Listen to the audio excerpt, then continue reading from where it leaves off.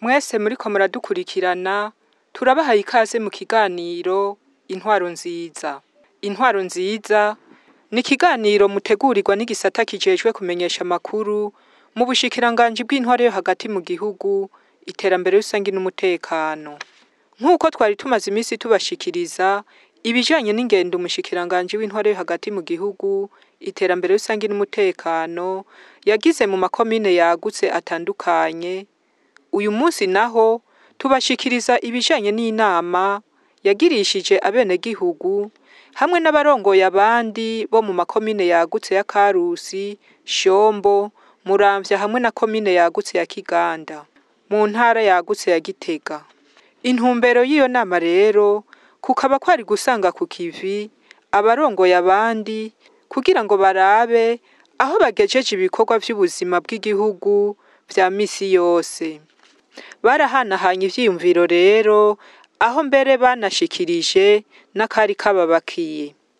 Akaba yarabayagiye cane ku kijanye n'imbona kazoza aho yaciye ababwira ishusho bipfuza y'Uburundi bwifashe mu mwaka wa 2040 igihugu giteye imbere mu mwaka wa 2060. Yongera abahamagarira gukunda igihugu nayo ngo ivyo bakora vyose babikore ku neza y'abenegihugu. Mw'ijambo ry'ikaze Buramatari w'intara ya Karusi yamenyesheje ko iyo ntara itekanye mbere ngo n'abenegihugu bari ku kivi. Nyakubahwa umushikiranganji w'intwaro hagati mu gihugu, iterambere rusangi n'umutekano mu ntara zacu ya Karusi, aho yaramutse agendera amakomine 2 mashasha yavutse azoba ari mu ntara nshasha ya Gitega ariyo Karusi na komine Shombo. Azavuye muri komine Karusi mbonaho tugeze muri komine Shombo. Nyakubahwa umushikiranganji turabaha ikaze muri komine ya Shombo iri mu ntara ya kera ya Karusi ariko ikari mu ntara nshasha ya Gitega, nayo ikaba igizwe na komine Shombo yahora, komine Nyabikere, komine Gihogazi na zone Masambo yo muri komine Bugenyuzi. Intara rero mwagendereye nyakubahwa umushikiranganji iratekanye, nta mutsi wishibere, abenegihugu bari ku kivi, bari mu mirimo itandukanye yo kwiteza imbere. Ubu turiko turabagarira ibigori twongera dutorera umuceri, n'abateye ibiharage barembera. Turiko turatangura kurima umuceri wo mu mwonga. Rero muri rusangi mu mice yose abenegihugu bari ku kivi mu mice itandukanye, nta bidasanzwe mu ntara ya Karusi. Eka mbere ni mu ntara ya Muramvya ngo umutekano wifashe neza. Ni nawo abenegihugu bariko barakamishamwo ibikorwa vy'iterambere ngo nta kidasanzwe kihari. Ivyo bivugwa na Buramatari w'intara ya Muramvya. Egira kw'izina ry'abenegihugu mu ntara ya Muramvya turongoye, abari hano kumbure n'abatari ngaha, no mw'izina ryanje nyene munkundire duhe ikaze nyinshi nyakubahwa umushikiranganji w'intwaro hagati mu gihugu, iterambere rusangi n'umutekano kuri mateka yongeye kudutera akaza kutuganira ivyubaka intara yacu ndetse n'ivyubaka igihugu. None rero munkize ibiganza tumwakirize amashi menshi. Intara ya Muramvya mwateye iteka, intara itekanye mu mpande zayo zose. Nta kibazo twovuga yuko nyamukuru twaba twisangije ahandi tutosanga. N'ikibazo iki canke kiriya cohaba twama turi kumwe n'abo dusangiye imirimo, tugaheza tukarabira hamwe ingene tubitorera inyishu. Kumbure ivyo baravyo bituregeye n'ivyo n'ahandi kumbure hoba vyoba bihari. Mu bijanye n'umutekano nta bidasanzwe, kiretse yuko ababa bakoze ibyaha bafatwa bagashikirizwa ubutungane kandi mbere n'amakomite y'umutekano ahurikiyemo bose akaba ari ku kivi haba ari ku rwego rw'intara mu makomine no gushika ku itumba ari naco kumure twabonye cafashije mu kugabanya ubugizi bwa nabi cyane cyane mujanye n'ubusuma tubona yuko bwagabanutse urugero rushimishije. Umushikiranganji w'intware yo hagati mu gihugu iterambere rusange n'umutekano yaciye abanza kubashikiriza indamutso ya nyene icyubahiro umukuru w'igihugu cy'u Burundi imbere yo kubabwira intumbero y'iyo nama. Mwanya kwa mwese rero n'umusingatano n'ijambo rimwe rudende koshwa kwa dusende bikaba bishaka bitatu uko rishimikisha cyane mbona kazoza y'u Burundi iyo turiko turaje zahe vahe zahe umusaba turiye ifoto chahe ko byukuri Burundi bwari hayibona kazoza iyo turiko turaje ko utegiriya kasimira kandi ashyize hose aba yashitse dufise mbona kazoza y'u Burundi igihugu cyifashe mwaka wa 2040 n'Uburundi buteye imbere mwaka wa 2060 mugo mubyumve neza iyo ni integekanyo birashoboka ko dushobora mu gihugu cyifashe n'imbere yaho bose imyaka 3 imyaka 5 ko nta gituza kwisibiza kugira igihugu cyifashe hanyuma buteye imbere imyaka 35 yose n'inde guhera nuko rero ikarusi guhimba ko nta byinshi tubabwiye tumaze gukurikira umunsi ku munsi ibintu byose karusi ngo abambere n'amashi. Nizigiyimana Devote buramatari w'intara ya Karusi akaba rero yaciye ahamagarira abari bitavye iyo nama gutega yompi impanuro bahabwa kugira ngo nabo bazozishikirize abo barongoye. Rero nta byinshi nobwiwe ndavuga twiteganya gishika ijambo nyamukuru muza kudushikiriza tuzi neza ko tuzuye impanuro nyinshi zitwubaka zubaka intara yacu ndetse igihugu cyacu muri rusange tubigane indongozi mutubatega amatwi hama natwe ntibagare aho turi kumwe ko twobishyira ku muzirikanyi tuze kubishikiriza abo turongoye ndetse tubagane tuba n'indongozi ziboneza. Rero mubandanye mwisanga mu ntara zacu ya Karusi umwanya wose muza kuhamara mugubwe neza. Mwijambo nyamukuru ry'uwo munsi rero rikaba ryari rishimikiye ku mbona kazoza y'u Burundi bwifashe mu mwaka wa 2040 igihugu giteye imbere mu mwaka wa 2060. Akaba rero umushikiranganji yaciye abereka ishusho y'igihugu giteye imbere. Ijambo ryanzanye rero niyo bijanye n'imbona kazoza Burundi bwifashe mu gutera imbere. Ejo tuzoza turabona mu maso kubera igihe kiratera imbere kandi dufise ibituma dutera imbere. Kubona kazoza turafise ishusho y'ubwo Burundi buteye imbere umwe bitegerezwa kuba mwese. Cyane cyane turabira mu miryango kuko igihugu ntigitera imbere bene cyo badatera imbere nta gihugu cyifashe bene cyo batifashe kuko ibirazwi neza mwese murabizi abenegihugu b'u Burundi iryo tunga rya mbere dufise tugeza kuri bungabunga rero kandi tunayikingire impanuka zose. None ico gihugu cyifashe coba kimeze gute? Ishusho dufise ico gihugu cyifashe turabihera ku umuryango uba mu gihugu cyifashe umeze gute? Bwa mbere umuryango uba mu inzu labite Faransa y'abwara inzu isakaye neza itava saka plafond ndani harimo abantu aho baryama hari ibitanda bimatera n'udushuka abanyene n'ukugabona akagomutsikira bagurutse kugira ngo yifusikira inzu abayibamwo bafungura neza bagahaga bakafungura ibikwiye ndema mubiri ntanganguvu na nsanganyangaburo abayibamwo bagize ingorane bakagira urwara yivuza agakira kandi agataha amahoro agataha amarembo nzi kwifuza niyo birimo amatara n'amazi abayemo amazi akaba ari hafi cyane inzu abayibamwo aba umunezero ko umuntu arangiza akazinduka inzigo bifuza ko umurundi wese aba afise inzu abamo ufise inzu kubamwo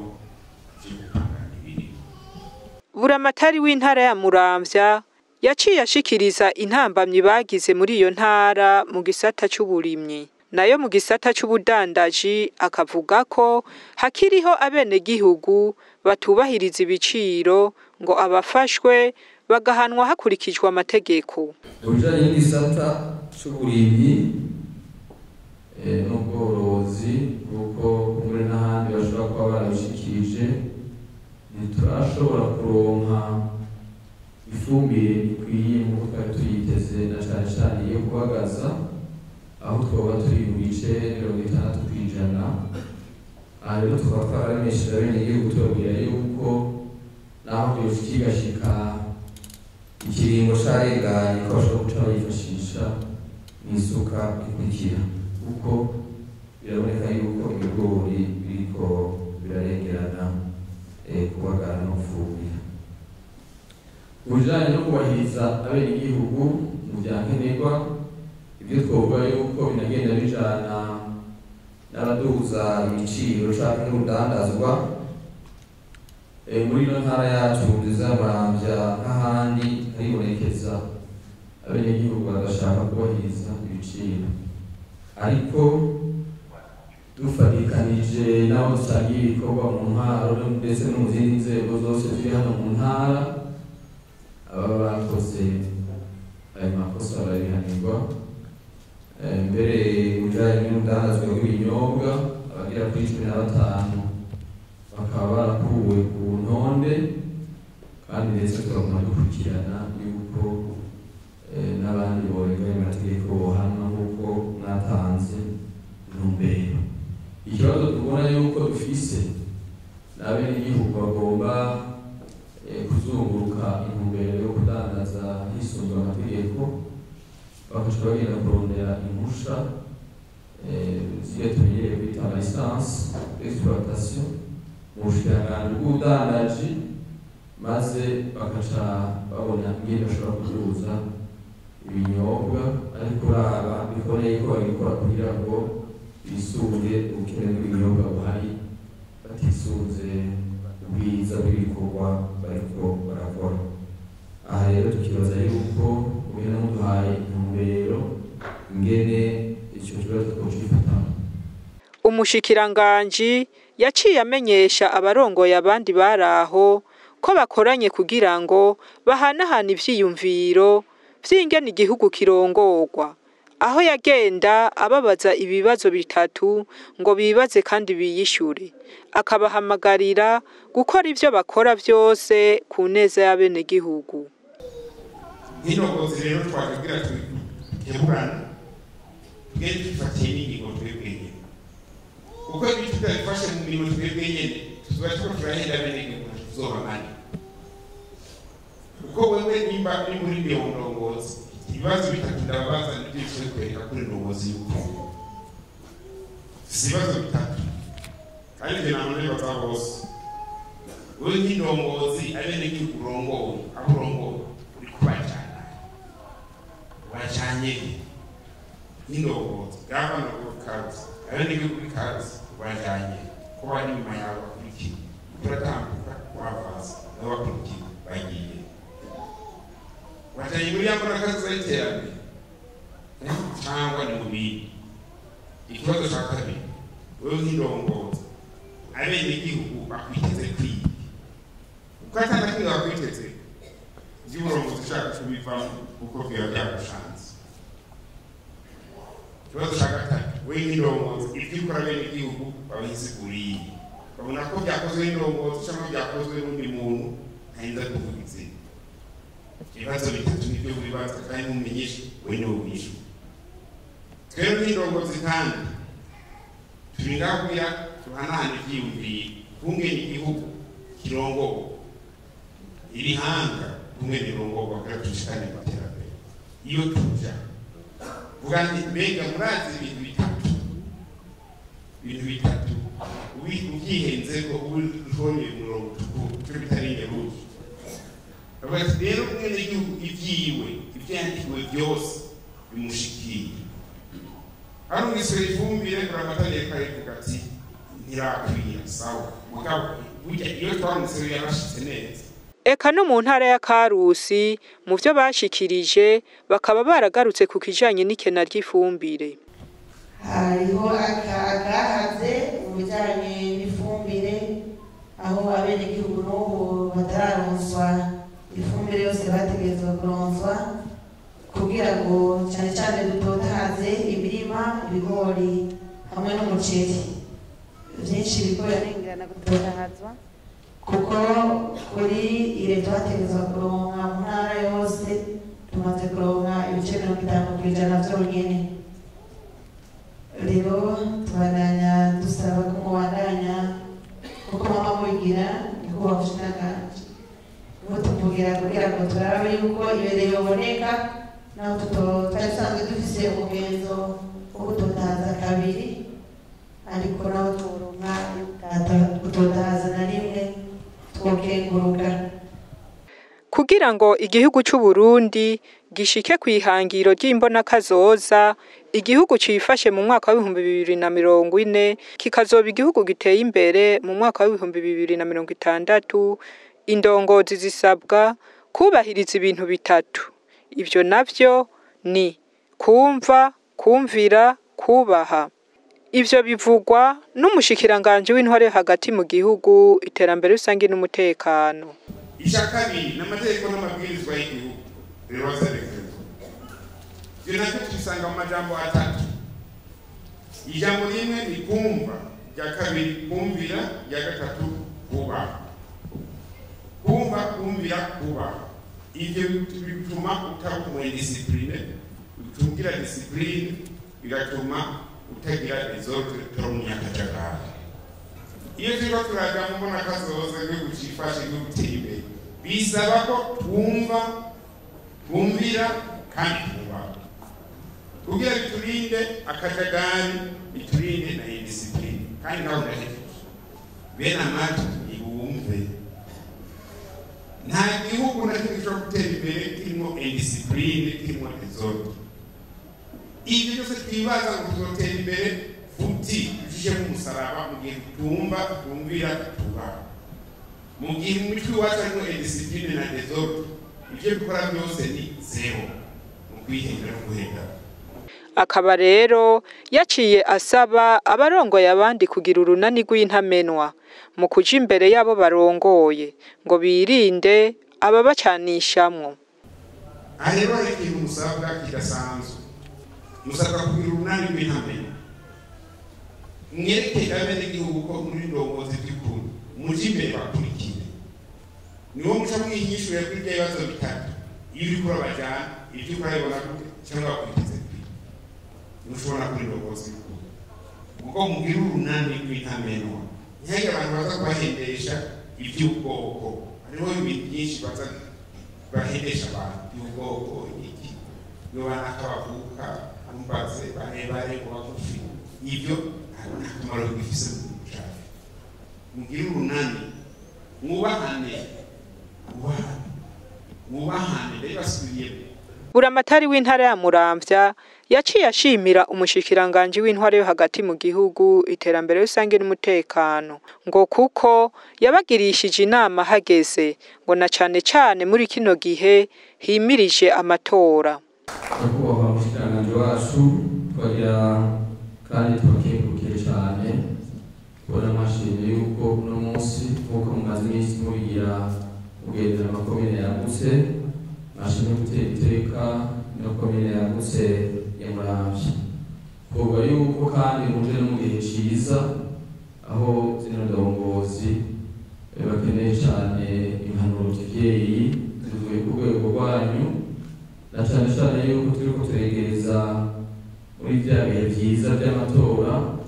Ibi bihe navyo indongozi hari abo usanga badendebukiwe kandi ari mu biringo usanga abenegihugu badukeneye cyane. None rero twibaza yuko tugaseka mwaje mutuzaniye kumbure abashoboye gushika hano bagira ico bagenda batwaye gishobora kubafasha mu minsi imbere. Mu gusozera, umushikiranganji w'intwaro yo hagati mu gihugu, iterambere rusange n'umutekano yaciye ahamagarira abenegihugu kuja ku kivi ngo amafaranga baronse mu mwimbu w'ibigori mu mwaka uheze ngo birinde kuyasesagura ngo kuko buraca bugacana yandi. Hanyuma ndababwira bagenzi, ino naronse amafaranga ibigori n'ayandi murayaronka kandi abakenzi. Ejo mukuri ngubu urongera gutanga ibigori byo turapanga neza kungene dusubiza mu bene gihugu bitya kesha yani n'igihugu cyangwa bifunze barabanya abaspektateri akangu kuduza ibitu sosotera muronsa amafaranga umingene yakoresha amafaranga sayikono